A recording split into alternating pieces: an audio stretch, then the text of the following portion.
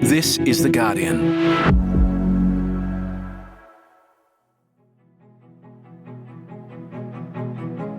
The history of every country, including Australia, tells you that if you get into that position where people expect high inflation for as far as they think ahead, then it can be very costly to squeeze that out of the system. You can't do it without causing a recession. And that's why central banks put so much stress on what they call inflation expectations, what people think the inflation rate is going to be, because that has a huge impact on their behaviour. I'm Karen Middleton, Guardian Australia's political editor, coming to you from the lands of the Ngunnawal and Ngambri peoples. Today on Australian Politics, my guest is independent economist Saul Eslake. This week's inflation figure has had a mixed reception. On the face of it, it's falling, but with underlying inflation not falling fast enough. Why are prices still so stubbornly high, and how long is this squeeze going to last? We'll discuss those temporary federal and state electricity rebates and how their impact on inflation can be both artificial and real at the same time. And he'll predict when we'll see interest rates finally coming down. Saul Eslake, welcome to the podcast. Thank you for having me, Karen. It's a pleasure to be here. It's great to talk to you about the economy, which is the thing everyone's looking at. I was going to start by saying that despite all the parliamentary debate lately being about other things, I think what a lot of people are most focused on still is the endlessly high cost of everything and when the financial pressure is going to ease. And we, of course, had the latest inflation figures this week. Inflation, obviously, measuring the size of the increase in the cost of things. This week's headline inflation figure showed it had fallen from 3.8% in the year to June to 3.5% in the year to July. Downward trend, which I'm sure we're all welcoming. What do you take from the latest figures?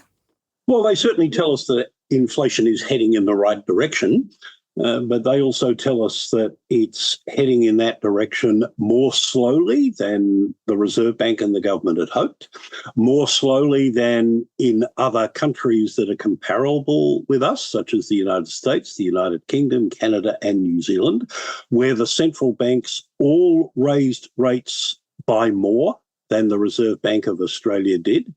So in all of those, inflation has come down more quickly. Unemployment has gone up by more than it has in Australia.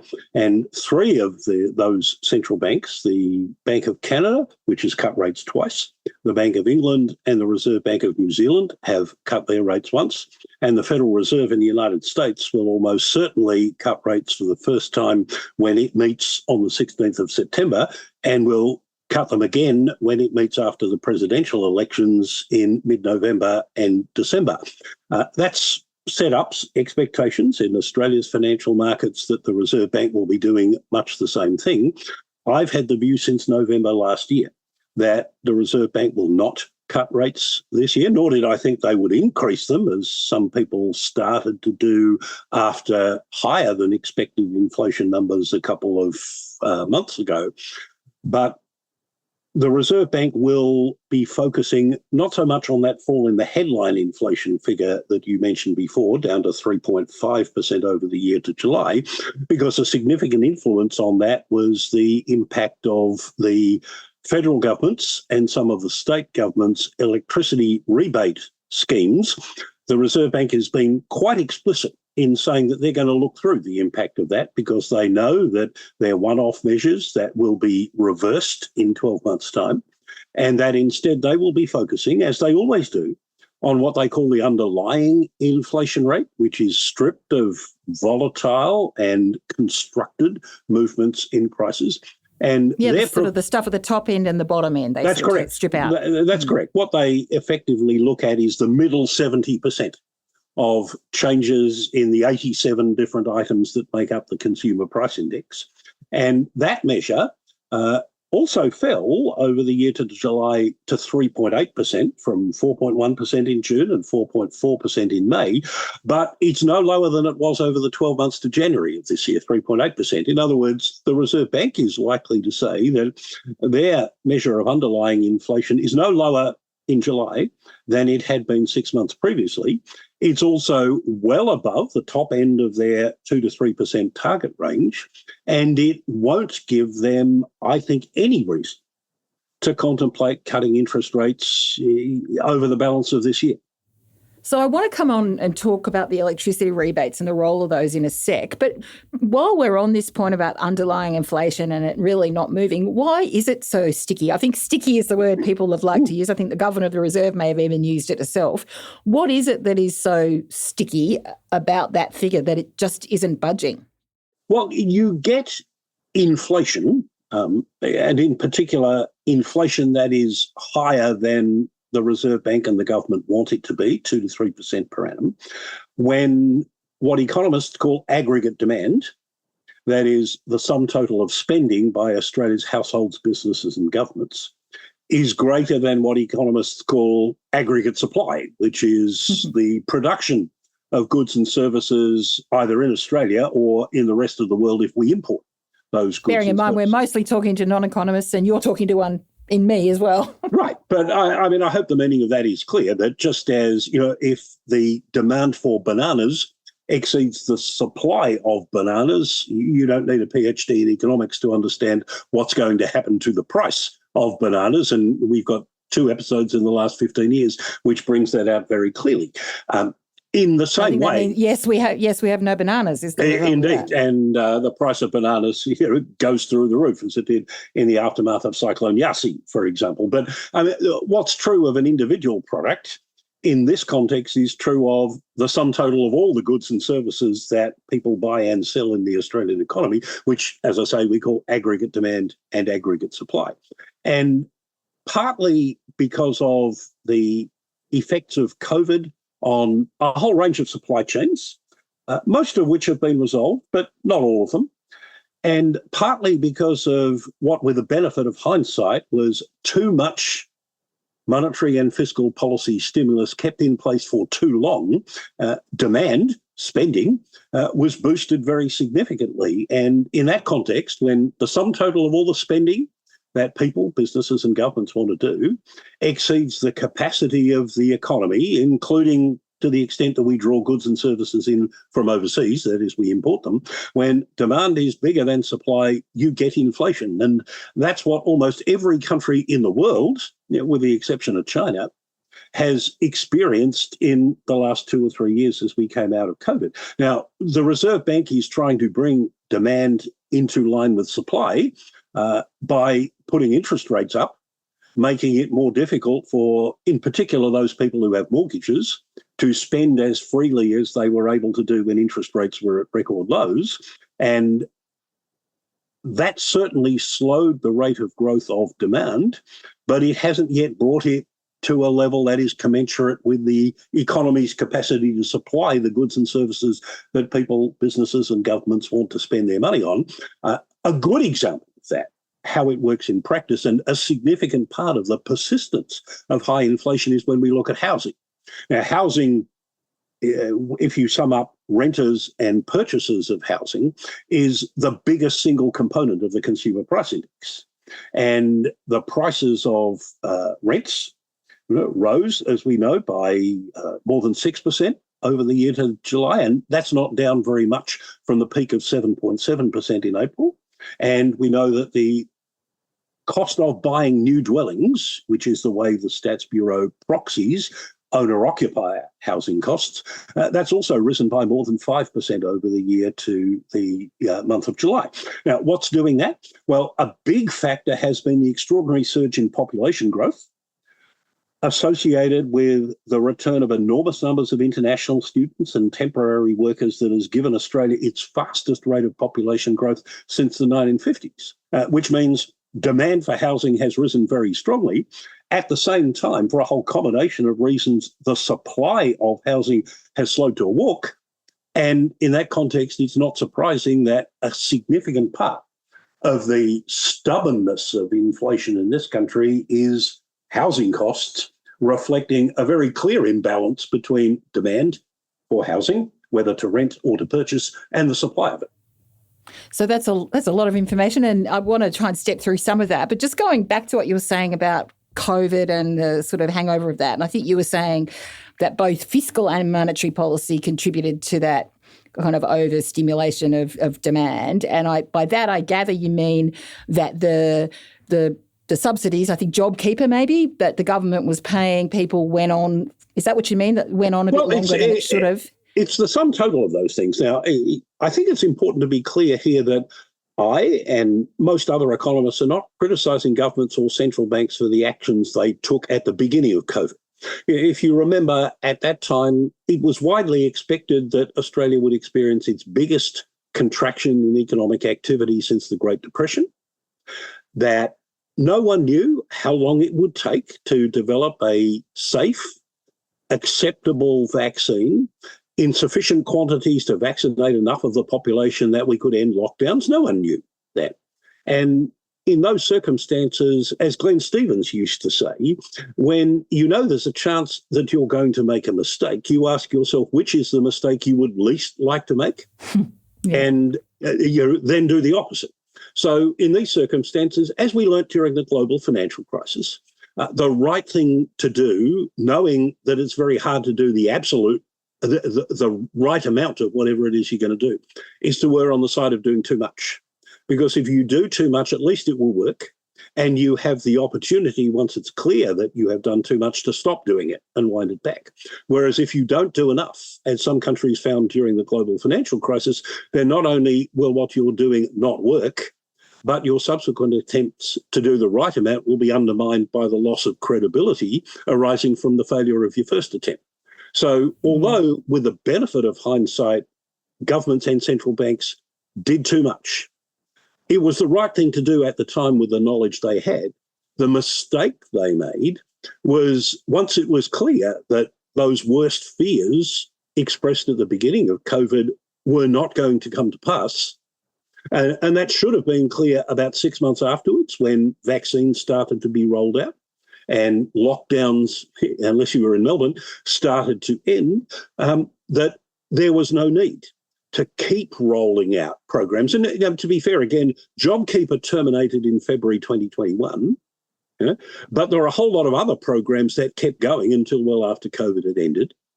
And most famously of all, the then governor of the central bank was telling us that interest rates would remain at the record lows set in 2020, at the very nadir of the pandemic, would remain in place until 2024 at the earliest.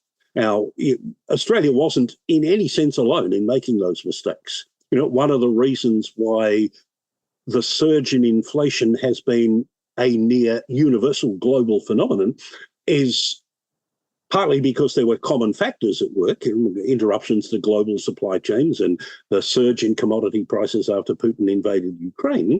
But another factor was basically every country made the same policy mistakes of doing too much fiscal stimulus and too much monetary policy stimulus long after the need to provide that much stimulus had passed.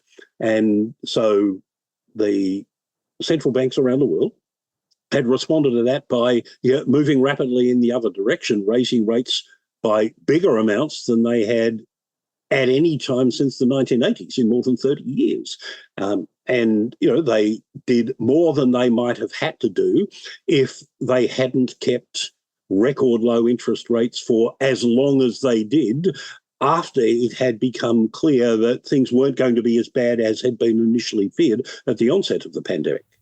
Right, yes. So you talked about the fiscal and the monetary contributor. Now, the fiscal side is obviously the government spending, the money the government is circulating, and that's what you talked about just then. And you said earlier too that the monetary policy had played a role, and that is what the Reserve Bank has in its control, interest rates, to try and tighten or loosen. So you seem to be saying there, we should have tightened interest rates, or we should have raised interest rates, as the Reserve Bank should have, earlier to slow that demand down. But I think, isn't there an argument, and this goes back to when we started chatting about the events overseas and how applicable those economies are to here, there's an argument, isn't there, that Australia was a bit slow in raising rates. It took too long compared to other countries. So I wonder how significant you think that was compared with the fiscal side. And also, does that make it harder for us to look at other economies and take a cue from what's happening in the US or the UK or comparable economies? I'd say yes to both of those questions, Karen. I mean, the Reserve Bank was the second last central bank in the developed world to start raising rates in May 2022. Only the European Central Bank was later than the RBA in starting to raise rates. And by contrast, the Reserve Bank of New Zealand started raising its rates in, I think, October 2021. The Bank of England started in December 2021. The Federal Reserve started in March 2022. Now, all of the Federal Reserve and the Bank of Canada were a bit late to the game too. But having said that, what I think is also important to understand is that the Reserve Bank of Australia took a conscious choice to do things a bit differently from its peers in the US, the UK, Canada, and New Zealand. They're the economies most directly comparable to us. And by that, I mean that they have appeared, and since March, they've confirmed explicitly that they have been willing to tolerate inflation being above their target of 2 to 3%. For longer than their peers in those other countries have been willing to tolerate inflation being above their targets, which are all about 2%, in order to preserve as much as they can of the gains that were made in reducing unemployment and underemployment to previously thought unattainable or unsustainable levels in 2021 and 2022. And that's one of the two reasons why the Reserve Bank never raised rates as much as its peers. Yes, there were 13 increases in interest rates, and some of them were 50 rather than 25. But nonetheless, the cash rate in Australia got to a maximum of 4.35%. In the UK and in Canada, it got to 5. In the US, it got to 5 3/8, and in New Zealand, it got to 5.5. And that's one reason why inflation hasn't gone down as quickly in Australia as it has done in those other 4 countries. But that doesn't necessarily mean the Reserve Bank has been wrong because, as I said before, part of their goal was to hang on to the gains that had been made in reducing unemployment and underemployment. And unemployment has risen in Australia by less than in those other countries. It's risen by 0.6 of a percentage point here in Australia. In the US, it's risen by 0.9 of a percentage point. In the UK and in the UK, it had risen by 1.2 percentage points. In New Zealand and Canada, it had risen by 1.6 percentage points. And in New Zealand, it probably would have risen by more than that, except New Zealand has a safety valve when unemployment rises, which is that Kiwis can come here and look for jobs, which they've done. So that's a payoff of sorts for us then. We didn't lose as many jobs as we might have, and we should be glad about that, I guess, yeah. Well, that's right. And there is a trade-off, which all central banks are acutely conscious of, between keeping inflation low and stable from a starting point when it isn't, and not imposing an undue burden on that still small proportion of the population who might be at risk of losing their jobs. And so far, the Reserve Bank of Australia, having made that choice, which is a bit different from other central banks, can to some extent be vindicated by it. Now, again, there are losers from this, especially the roughly 25% of Australian households who have big mortgages. About a third of households have a mortgage. Some of them have relatively small mortgages because they took them out some time ago, so they can cope with the increase in interest rates. But people who took out big mortgages to buy what had become expensive properties, when the Reserve Bank was telling people that rates would stay at record lows until 2024 at the earliest, they've been really hard hit by higher interest rates, as well as, of course, like most people, being hit by prices going up faster than their wages, so real wages falling, and lots of people also being hit by higher income tax as a result of bracket creep. Income tax has been taking a bigger bite out of personal income than at any time in the last 60 years for which we have data. So there's been a big squeeze on household incomes, but those who've been suffering most, for the most part, people aged between about 25 and 40 who've got big mortgages, who in many cases also have kids, and all the expenses that come with those. Whereas, the roughly third of households who own their own homes outright, most of whom are older, they're not affected by higher interest rates. To some extent, they're affected by higher prices for a broad range of goods and services. But let's remember, in the case of pensioners, they are the only people in the country whose incomes are indexed for inflation in full. Right. And so, while I'm not suggesting that pensioners are, living the life of Riley, the pension is low, but they have been less affected by inflation and the response to inflation in the form of higher interest rates than most people in our community. And Saul, for the non-economists among us, and I don't know if there's a simple way to explain this, but we hear the Reserve Bank governor talk all the time about the target range for inflation as being 2 to 3%. So prices increasing no more than 2 to 3%. Why is 2 to 3%, for those of us who don't know these things, the target range? Why aren't we aiming for zero interest, zero increase in prices? Why is it 2 to 3? Well, it's the result of a compromise. And I'd make the point that in most of the other countries that I've been talking about, the inflation target is lower than the Reserve Bank of Australia's. So the Reserve Bank targets a rate of 2 to 3, with the most recent agreement between the Reserve Bank and Treasurer Jim Chalmers placing even more importance than it used to on 2.5% as the midpoint of that target. The Federal Reserve and the European Central Bank have targets of 2.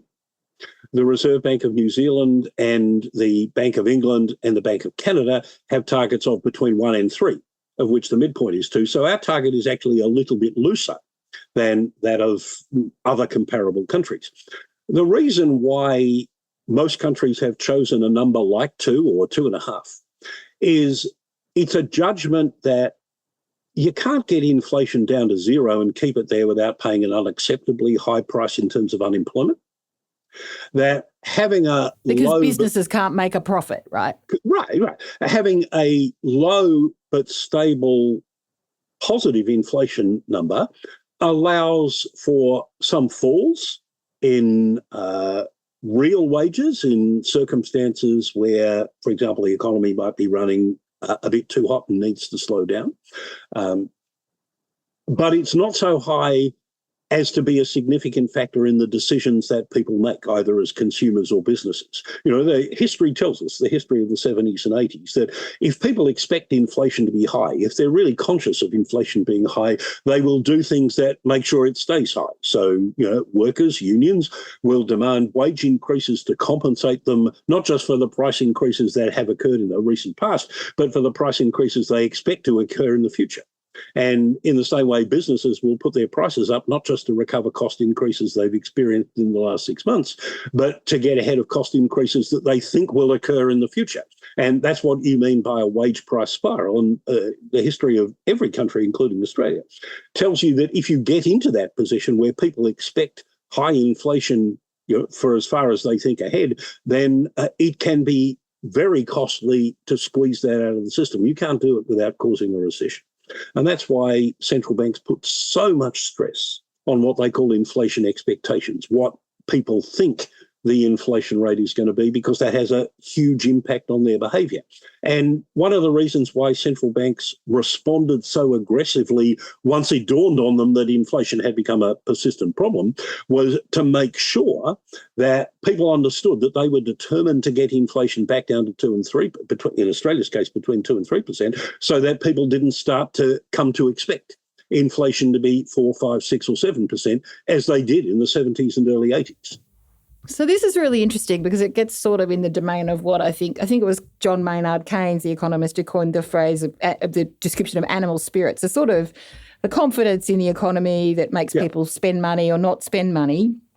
And if we're looking at coming back to this week's inflation figure and the role of electricity prices in that, those electricity prices have come down dramatically. And the Bureau of Statistics said, well, that's largely because of all the subsidies. That's right. There are various subsidies. We've got state subsidies, in particularly Queensland, Western Australia and Tasmania, and they've been flowing through in July. And in the beginning of those federal $300 subsidies were flowing through, but only in WA and Queensland really initially. They've been the first states to roll them out. They're coming down the pipe from next month in other states. So the Bureau talks about the impact of those subsidies on bringing inflation down.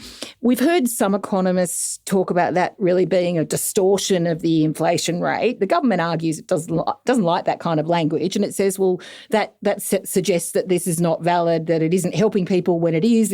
It's taking the pressure off them. Where do you stand, firstly, on how valid those subsidies are? That they obviously do help people in the short term, but what role they play on the inflation figure? Thinking about what you just said about the psychology of it, if it helps bringing inflation down, it does restore some confidence in the economy, does it not? And that can have its own momentum. Well, yes, it can. I mean, I'm not one of the government's sternest critics of these measures. I understand and accept that there is enormous political pressure on the government to be seen to be doing something to help people cope with cost of living pressures. That's part of what the rejigging of the tax cuts was about. And indeed, if the government hadn't rejigged the tax cuts to give something to lower income earners who wouldn't have gotten anything out of the stage 3 tax cuts as legislated by the Morrison government in 2018, there would have been even greater pressure on the government to do more for those people at the bottom end of the income spectrum who would have missed out. And one of the justifications for the government doing what it did with the tax cuts was that it therefore reduced the amount of pressure it had to spend even more. But as I say, politically, they had to be seen to be doing something. I wish it had been more tightly targeted, as it was last year, than being given to anybody. I mean, I'm going to get a $300 rebate. I don't like paying more for electricity, but I can afford to do it. The government didn't need to give me money in order to help me cope with higher electricity prices. I can cope with that perfectly well. Yes, as the Reserve Bank and others have said, the impact on the CPI is temporary. It will be reversed unless the subsidies are renewed again this time last year, which I guess if electricity prices remain high, you can't discount that possibility. But nonetheless, there is some lasting gain. Not just from what you said about the inflation number being brought down and helping to guard against higher inflation expectations becoming entrenched or embedded. I mean, you can't expect the average punter to know the difference between headline and underlying inflation. That's an arcane thing for economists and treasurers and central bank officials to argue about. So it does have that effect, as you say. But more importantly, the headline CPI, the headline inflation rate, does serve as a benchmark for a whole lot of other prices that are set by businesses. Government charges are often indexed by the headline rate of inflation. So if that's lower, then all those other charges will go up by less than they otherwise would.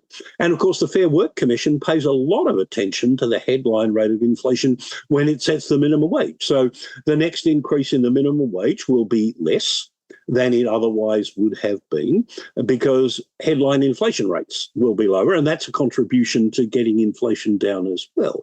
The risk associated with what the government is doing is that people who receive this money, and in particular Queensland, where the government's throwing out far more compensation that's really needed as part of what's obviously a desperate effort to save the furniture at the forthcoming state election in October. Yeah, they've got election in October, that's right. End of October. That's right. Yeah. And the risk is that people spend that money that they get in these rebates, especially if the rebate is more than their electricity bill, which in Queensland is likely to be the case. And it's not like Queenslanders are spending lots of money heating their houses against the cold that's been experienced in Canberra, Melbourne and Tasmania. If they go out and spend that money on other goods and services, that then complicates the task I mentioned before that the Reserve Bank is trying to achieve of bringing aggregate demand into line with the economy's capacity to supply the goods and services that people want to spend their money on. That's the risk associated with this. Now, to be fair, I think up to the end of the 2023-4 financial year, the government has basically done the right things with fiscal policy. They've run budget surpluses. They have banked, as the Treasurer rightly says, more than 80% of the windfall gains that came their way because commodity prices were higher than expected. That's in contrast to the record of the coalition government in its last term of office, or indeed, the last time we had the central bank raising interest rates to deal with inflation was in the lead up to the 2007 election, when the Howard government had money coming out its ears, gave it away in the form of cash handouts to pensioners and others and big cuts in income tax, and then found that the Reserve Bank was putting interest rates up in order to prevent inflation. Remember, back then the underlying inflation rate got to 5%. Just before the onset of the financial crisis. So, the present government has done well and responsibly in recording 2 budget surpluses in a row. But I think the most recent budget took a wrong turn in pushing the budget back into structural deficit. Now, they make conservative forecasts about commodity prices, which may turn out to have been too pessimistic. That's fine. Better to underpromise and overdeliver in that context, as Wayne Swan and Joe Hockey found out the hard way a decade ago. But if you strip the effect of that out, in 2024-5, that's this fiscal year, and 2025-6, that's next fiscal year, the structural budget balance, that is stripped of the effect of changes in commodity prices and the like, is going to go from a surplus of 0.3 percentage points of GDP to a deficit of 1.5. That's a big move in the wrong direction at a time when the economy says we don't have any spare capacity, and when inflation is still going to be, on the Reserve Bank's forecast, above the midpoint of the target range. So I think the government has done the right things on fiscal policy up to this point, but they have taken a wrong turn in the most recent budget, as have state governments. And part of the consequences of that is that, as the Reserve Bank said in its most recent forecast, it's not going to be until 2026 that inflation is at the midpoint of their target band. And the conclusion I draw from that is that while other countries are seeing interest rates come down, from higher levels than ours got to, we probably won't see interest rate cuts in this country until February next year at the earliest. Yeah, and that's a while to wait with people being under pressure. So going back to what you just said about the energy rebates, it's a tricky equation because on the one hand, people having a bit more money in their pocket might make them more inclined to spend, which could actually put upward pressure on inflation. But on the other hand, pushing inflation down for, temporarily, which some people have called artificial, again, which the government doesn't like, does have a knock-on effect because it brings some of those other cost pressures down. Yes. So that's the upside. So looking ahead, you're forecasting now, you're saying you don't think that rates will start to come down until early next year, which I guess is February at the earliest because the Reserve Bank doesn't meet in January. Yes. Is there anything you can see that could change, going to your point about what the government has in its control in the next few months that might change that scenario and bring that forward?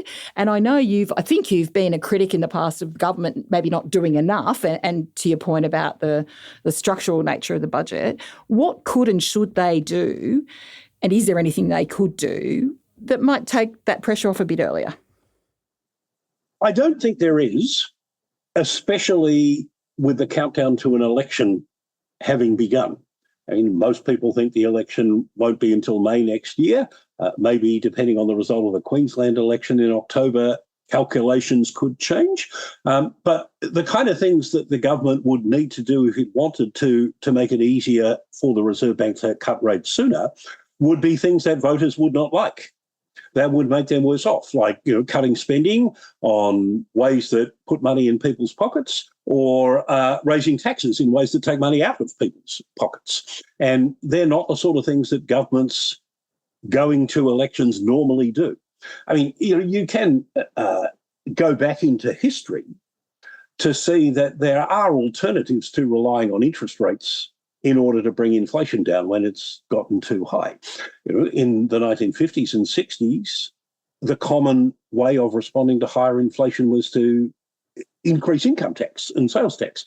Most famously of all in the early 1950s after the Korean War wool boom, when Australia's inflation rate got to over 20%. The Menzies government and its treasurer, Sir Arthur Fadden, brought down what was recorded by history as a horror budget, in which it raised imposed a 10 percentage point surcharge on personal income tax and company tax, made companies pay their company tax instalment 6 months early, and lifted the general rate of what was then a wholesale sales tax from 8.5% to 12.5%. And Sir Arthur Fadden said after that he could have fitted all of his friends in a phone box. You'd have to remember what a phone box is to know quite what that meant. Now, that worked. And it brought inflation down from 20% to virtually zero within 18 months. And less dramatically, governments did that sort of thing in the early 1960s, in the late 60s and early 70s, after which it fell out of fashion, and the trend came around the world to be that you use monetary policy. You let the central bank deal with that. And that means that the burden of fighting inflation falls on those who have mortgages. And those who don't have mortgages don't feel nearly as much pain. An alternative that's been suggested that I think has a lot of intuitive appeal might be in addition to using interest rates, would be to raise the rate of SGC contributions, superannuation contributions, which would take money out of people's pockets when the economy was running hot and inflation was too high, and thus help to dampen it down. And at least people would know, well, it's still their money. They will get it back eventually. And indeed, you could lower the rate of superannuation contributions when the economy was growing too slowly and unemployment was a problem, in which case, they get some of their money back before they retire. But the problem with that is, of course, that decisions like that, whether it would be to raise taxes or to change the rate of superannuation contributions, would require politicians to accept responsibility for decisions that made people worse off, which they're not prepared to do anymore. It's far easier for politicians to say, as they do, I feel your pain, but don't blame me, it's the Independent Reserve Bank. The intersection between politics and economics is not always uplifting, is it? I feel slightly depressed at your forecast that we can't expect a rate cut till February, being a mortgage holder, and I'm sure others will too. But I might take some heart that maybe lowering our expectations can have its own reward in its own way in the interim. You've given us a lot to think about in terms of, how the economy works, and I really thank you for examining the entrails. It's been fascinating. Thanks very much for being on the podcast. Thanks, Karen. It's been a pleasure. This episode was produced by Joe Koning. Additional production by Cinnamon Nippard. The executive producer is Bridie Jabor. I'm Karen Middleton. Thanks for listening.